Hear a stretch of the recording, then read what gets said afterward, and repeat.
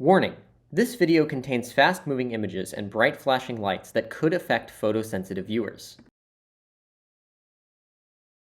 For this Souls-like game, I want to have unusual weapons. So I'm making this umbrella that my end goal is to be able to be used like a normal sword, but also be able to shoot lightning out of it, because why not? I had a little bit of a problem with the scale for it importing, and I still don't know why the scale for just that was different, but I ended up fixing it. Since this weapon is 2 meshes instead of 1, and I want to have a special animation for it, I'm actually putting this directly on the player prefab itself, and then I will be able to activate it and deactivate it. My plan is to have 2 separate states for this, one where you're holding it kind of like a sword, and one where you're holding it above your head like an umbrella, and then you will be able to do different attacks based on that.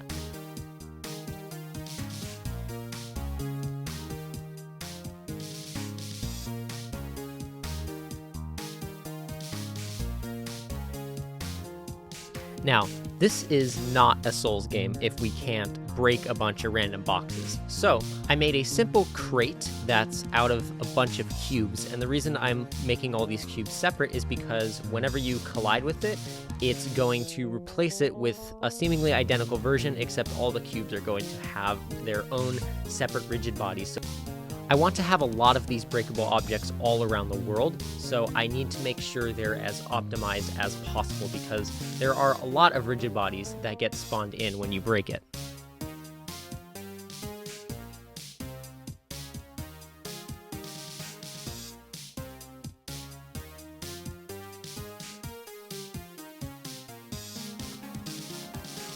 I was having a little bit of an issue because I set the rigid bodies to be kinematic on the non-breakable versions, and that was not registering the collision for some reason, so I turned that off and it was fine.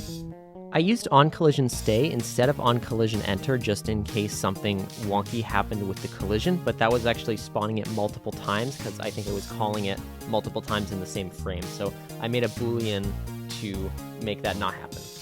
And here is the final result.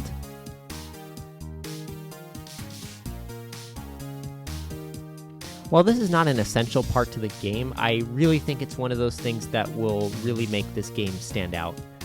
Next time, I will talk about making a boss fight.